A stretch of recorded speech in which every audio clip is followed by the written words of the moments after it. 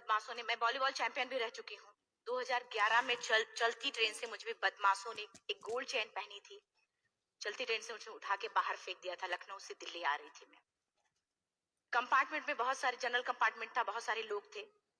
किसी ने मना नहीं किया। एक प्लेयर का जो स्पिरिट होता है वो अपने आप, जब कोई छीनने की कोशिश करता कुछ भी, वो देता नहीं है। तो मेरे में भी था, मैंने मना किया और उन्होंने मुझे चलती ट्रेन से वो 4-5 उन्होंने बाहर फेंका।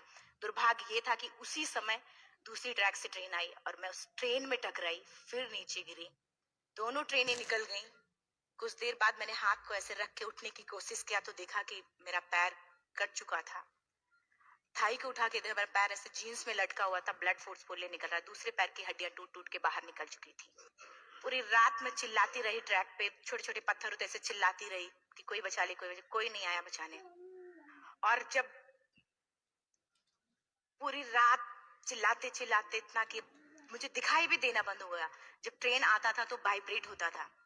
इतना ही नहीं, फ्री का इनविटेशन भी लोगों को मिल गया था, कुछ लोगों को। ट्रैक पे आपने ट्रेन की ट्रैक पे छोटे छोटे चूहे देखे होंगे। मेरे कटे हुए पैर पे आग के मेरे पैर कुतर रहे थे। मैं ब्रेन कॉन्शियस मेरा पूरा काम कर रहा था मेरे, लेकिन बॉडी में कोई भी मूवमेंट नहीं था।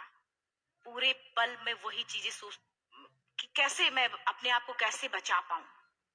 लेकिन करीब पूरी रात ऐसे बीता। सुबह गांव वालों ने मुझे बरेली डिस्ट्रिक्ट हॉस्पिटल यूपी में है, वहां पे हुआ था ये। सुबह गांव वालों ने मुझे उठाया, डिस्ट्रिक्ट हॉस्पिटल ले जाके रखा। तो फार्मासिस्ट, डॉक्टर, सीएम, जितने लोग थे आपस में बातें कर रहे हैं, हमारे पास तो एनेस्थीसिया नहीं है, ब्लड नहीं है, इसका इलाज शुरू करें तो हम कैसे करें।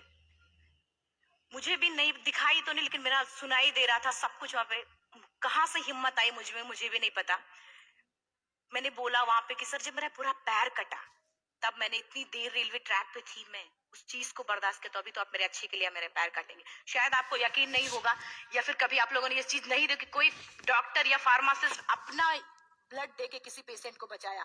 मेरी इस बात को सुनने के बाद वहां के डॉक्टर और फार्मासिस्ट दोनों ने एक एक यूनिट ब्लड दिया और मेरे पैर को बिना एनेस्थीसिया अलग कर दिया गया। आज भी मैं उस दर्द को महसूस करती हूँ। जब भी मैं जब जब बोलती हूँ तब मैं वो चीजें महसूस करती हूँ। उसके बाद जब बात मीडिया में आई, लोगों को पता चला कि रिमा नेशनल प्लेयर है।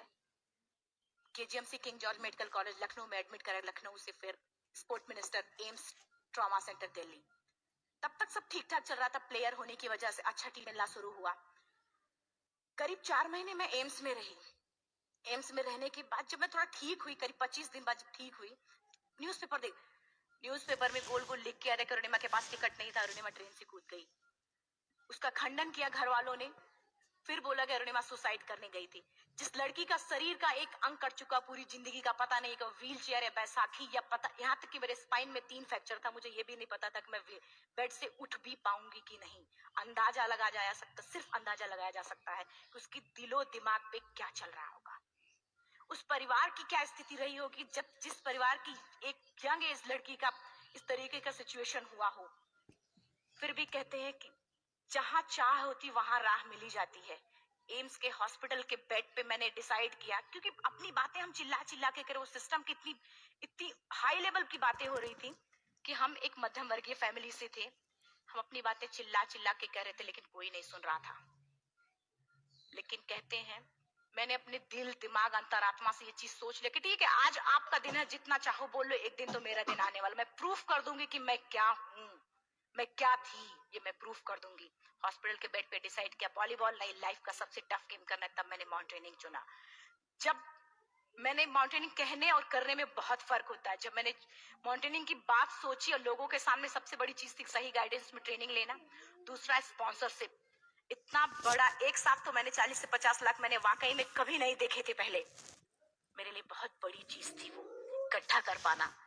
जब मैंने लोगों के सामने रखा कि मैं माउंटेनिंग करना चाहती हूँ, एवरेस्ट के लिए मुझे ट्राई करना है, हर किसी ने मुझे बोला कि क्या है, पागल हो चुकी हो क्या, तुम्हारा दिमाग खराब हो चुका, तुम कभी नहीं कर सकती माउंटेनिंग। एक पैर आर्टिफिशियल है, दूसरे में रॉड है, और तुम्हारा दिमाग खराब है, स्पाइन में भी फ्रैक्चर है, तुम पागल होगे, चुपचाप कोई नौकरी करो, जीवन यापन करो। क्योंकि लोगों का सबसे बड़ा प्रॉब्लम ये होता, लोग फिजिकल देखते, पैरों को, मेरी अंतरात्मा में क्या चल रहा था वो तो किसी को पता ही नहीं था। मुझे लगता है कि आज यहाँ पे मैं भी सुबह से देख रही हूँ, इतने अच्छी अच्छी चीजें मैंने सीखी यहाँ पे।